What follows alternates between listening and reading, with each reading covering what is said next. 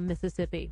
And a story we've been following very closely here on America's Radio News. A U.S. military official says probable cause has been found to keep holding an American soldier suspected in the shooting spree that killed 16 Afghan civilians. The soldier, who has not been named, is accused of leaving the U.S. base in the southern Kandahar province and gunning down the Afghan civilians, which includes 9 children and 3 women.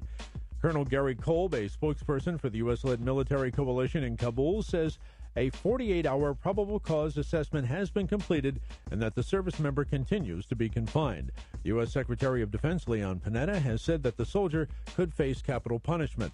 And to that end, we want to continue to talk about this story, and we head out to the America's Radio News Newsmaker line to welcome in a retired Army colonel who has served for 28 years. He's an iconoclastic military strategist and the author of Warrior's Rage. He is also the vice president of Burke Macgregor, LLC, a security consultancy. Colonel Douglas Macgregor, welcome to America's Radio News, sir. Good evening. The first thing I want to ask you is of great concern to those of us who have looked at this story from the outside.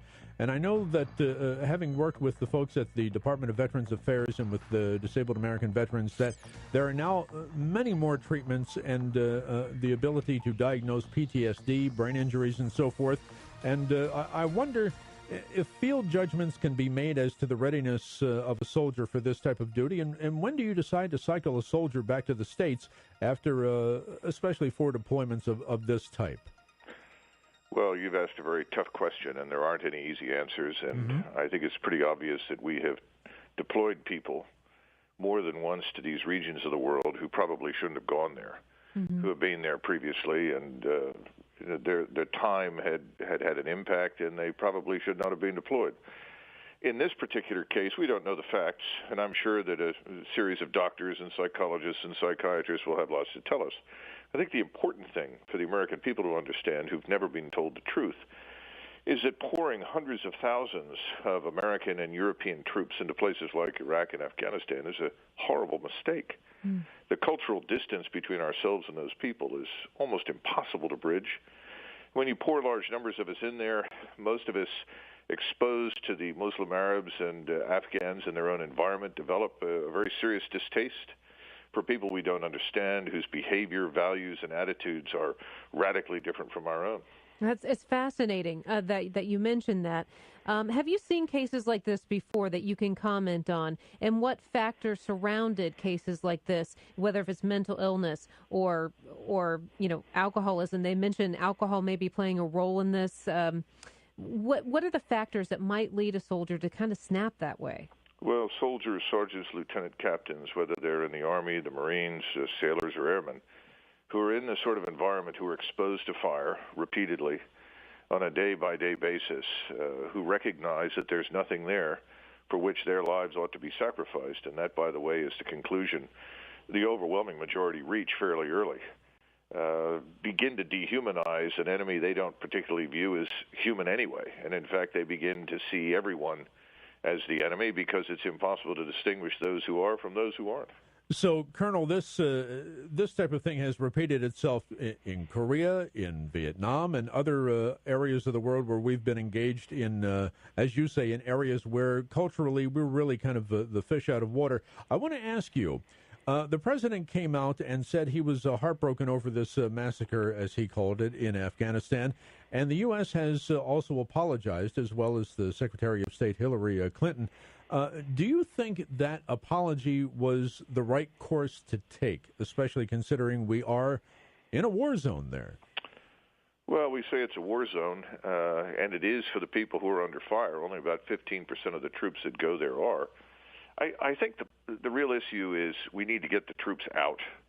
We should never have committed these large conventional combat forces to these areas. We shouldn't have dismantled the governments, installed our own puppets, policed these places. The right answer in this part of the world has always been a very small number of people who speak the language, who understand what they're dealing with, who are not terribly obvious and visible, who can work with the forces on the ground and achieve our aims. That's the real lesson. I wouldn't waste a great deal of time apologizing. I'm certain that everyone regrets this loss of life. But at this point in time, we need to recognize we've made a terrible mistake. We've opted for the wrong solutions in both Iraq and Afghanistan. It's cost us trillions of dollars, tens of thousands of lives on our side, probably hundreds of thousands of lives on the other side, and we've accomplished nothing in our interest. We need to get out. That's the bottom line.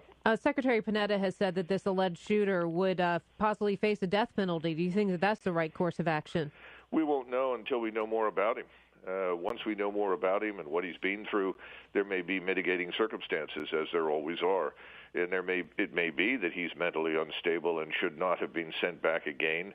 And there are other problems we're unaware of. Under those circumstances, I'm sure someone would argue that the death penalty is inappropriate. Colonel, as we are up against the clock, I just want to ask you a very quick question.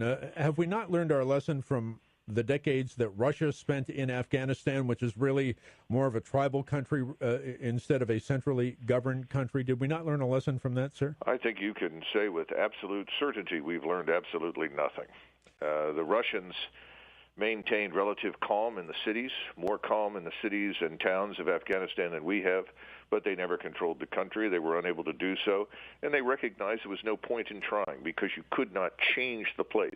And that's the bottom line. Everything we've done has been predicated on the notion that we could take what's very exceptional in the United States, Great Britain, and Europe and export it to these people. It can't be done. We shouldn't do it. We need to get out.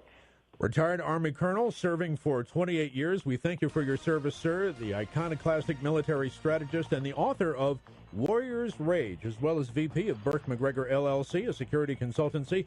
Colonel Douglas Macgregor, thank you for the time and the insight, sir. Thank you.